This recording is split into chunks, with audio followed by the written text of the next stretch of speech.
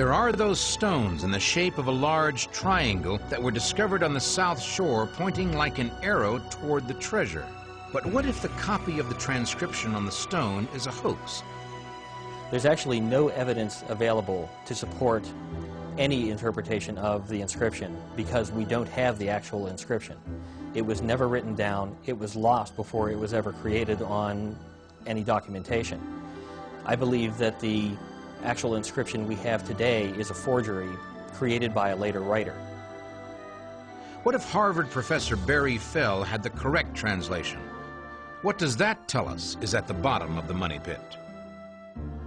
I believe that when the Arif died, his people decided to bury him in a tomb. They found a very huge pit.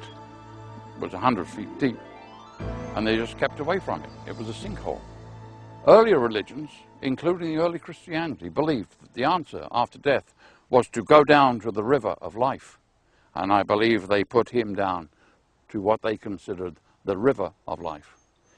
They put the stone on top of him, and then they filled it in gradually, and about every 10 feet, they wedged timbers into the walls of the pit so that the combined weight of the earth would not collapse the tomb itself.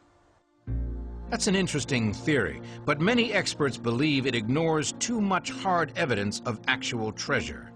Take, for example, the potsherds and traces of mercury. At the time, liquid mercury was used as a preservative for documents. Also, the small piece of parchment that was discovered on the end of a drill bit. If you were really intending to bury a treasure and have no one else ever find it, why would you leave so many surface clues? The original builders left a noticeable depression in the earth. Legend holds a block and tackle was left hanging from a tree branch directly over this depression. That's like putting up a neon sign that says, "Hey, dig here." In addition, oak logs were buried every 10 feet in the shaft. It was almost like a signpost that read, "You're on the right track to find the treasure."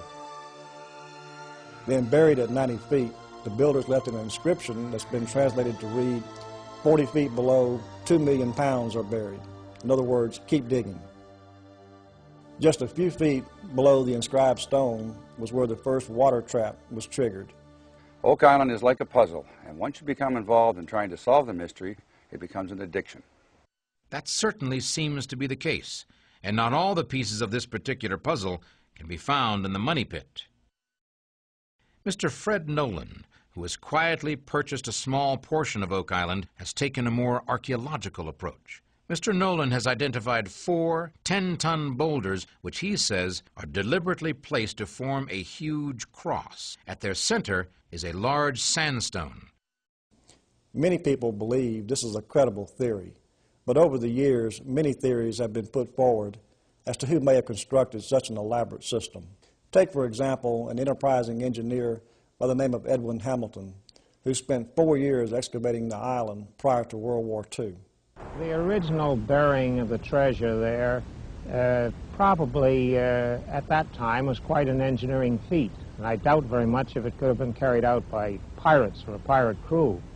The fact that they used water for flooding and that hydraulic engineering was involved would lead me to believe that it was French in origin rather than British, and that it was very likely to be the treasure from Louisbourg that might have been buried there by the men that left Louisbourg along with the treasure on the 3 vessels. They were capable of such work. It's a possibility since the fortress of Louisbourg is just a 2-day sail away from Oak Island. Louisbourg was a large French outpost on the northern coast of Nova Scotia. It served as a challenge to British colonialism in the New World. At one time, it was the 3rd largest seaport in North America, behind Boston and Philadelphia. But the fortress fell to the British in 1768.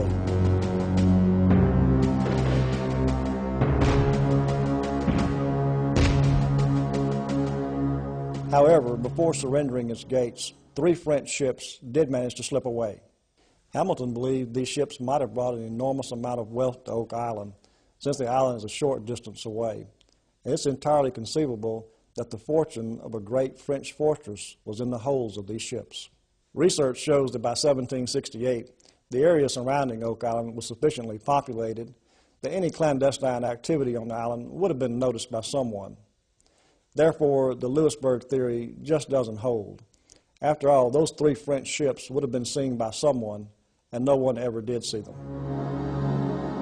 According to Thomas H. Rattle's History of Halifax, the British fleet and army, fresh from the plunder of Havana, arrived in Halifax and began an unbelievable spending spree. Rattle describes a scene of unrestrained revelry as gaunt, sunburned adventurers with enormous loot were literally throwing it at tavern keepers throughout the city.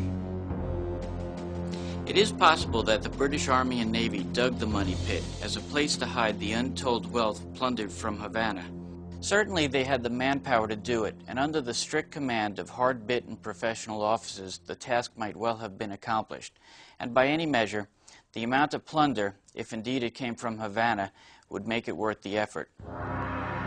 Still, there is nothing to confirm that the British soldiers ever left the taverns of Halifax in order to go dig pits and tunnels on Oak Island. Or is there?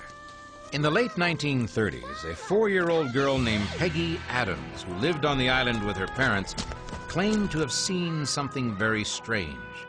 Mama, come and see! Come and see! Honey, stop shouting. What are you talking about? Come with me, Mama. Wait. I'll tell you. They're right here, Mama. Soldiers in red coats. Red coats? Sure, honey. And you brought me all the way out here in this cold.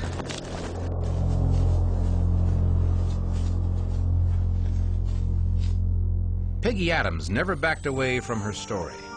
In fact, the way she told it, she seemed to be describing a large number of these soldiers. Her parents, of course, were having none of it. Then some years later, on a trip to Halifax, Peggy's mother took her to visit the Citadel there, which includes a museum. That's them. Those are the men I saw.